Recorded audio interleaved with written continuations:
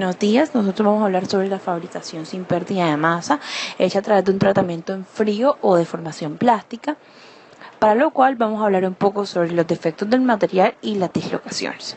Mi grupo está conformado por mi persona Clara Contreras, Andrea Contreras y Jorge Cuba. El endurecimiento por deformación plástica en frío es el método por medio del cual un metal dúctil se vuelve más duro y resistente a medida que es deformado plásticamente. Generalmente este fenómeno también se le llama trabajo en frío. ¿Por qué? Porque la deformación se da a una temperatura fría, es decir, relativamente menor a la temperatura de fusión absoluta del metal. Los procesos de fabricación se vienen realizando desde tiempos muy remotos. Su ejecución ha ido mejorando con el paso del tiempo. Una de estas mejoras es el proceso de conformado por deformación plástica, el cual se conoce como un tipo de proceso de fabricación sin pérdida de masa, lo cual lo hace muy beneficioso para la economía. Para este tipo de deformación o este tipo de fabricación se hace uso de los efectos de las estructuras cristalinas. ¿Por qué? Más adelante lo explicaremos, pero por ahora se nos hace importante explicar qué es una estructura cristalina. Una estructura cristalina es una agrupación de átomos. Esta, a pesar de que se ve como un cuadro perfecto, no lo es. Tiene sus defectos, los cuales pueden ser puntuales, lineales, interfaciales o en volumen. Una vez dejamos claro que los materiales no son perfectos, sino que tienen defectos, ahora vamos a hablar de cómo estos defectos afectan las propiedades mecánicas. Nosotros vamos a hablar, como ya hemos dicho, de la deformación plástica. Para eso tenemos que hablar sobre los defectos lineales, más específicamente las dislocaciones. Estas son entonces el deslizamiento de planos preferentes sobre direcciones preferenciales.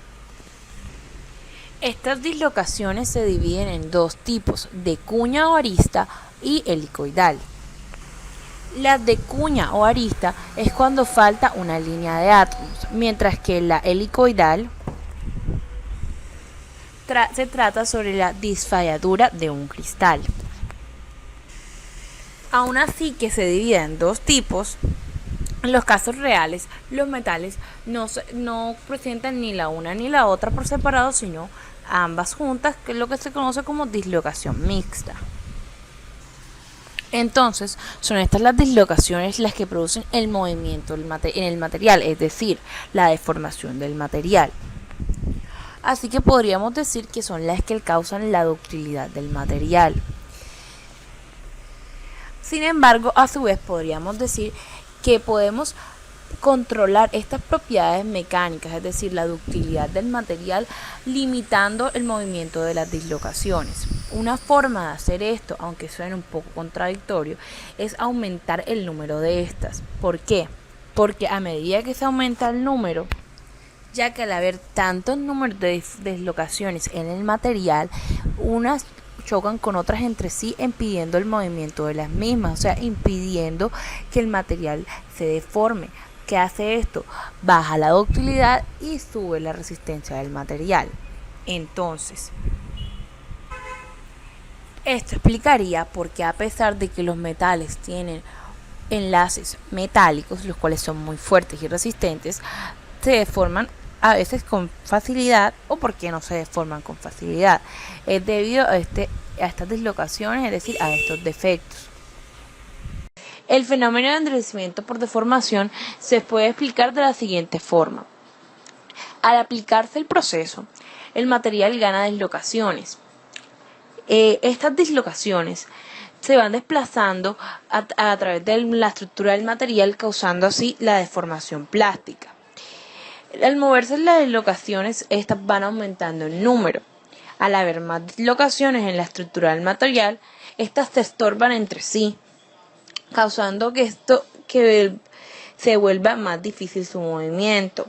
Al ser más difícil el movimiento de las dislocaciones, se requiere una fuerza mayor para mantenerlas en movimiento. Se dice entonces que el material se ha endurecido. Este fenómeno se refleja en la curva esfuerzo de formación. Un material perfectamente plástico tiene una zona plástica horizontalmente, como muestra la siguiente ilustración. Sin embargo, estas ilustraciones corresponden, como ya se había dicho, a un material teórico. Un material real tiene la siguiente curva de esfuerzo de formación. Como habíamos dicho anteriormente, las dislocaciones son las que causan la deformación del material y a su vez su endurecimiento.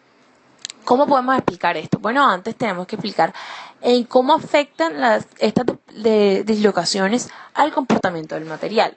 El deslizamiento le da ductilidad a los metales. ¿Qué es el deslizamiento? Estas dislocaciones. Si no hay dislocaciones presentes en el material, este se comportará de manera frágil y es muy difícil deformarlo plásticamente. Se puede controlar las propiedades mecánicas del metal o la aleación al impedir el movimiento de las dislocaciones. Una forma, aunque suene un poco raro, de evitar el desplazamiento de las dislocaciones sería aumentando el número de estas. ¿Por qué? Porque estas van a chocar unas con otras, haciendo que su movimiento se frene.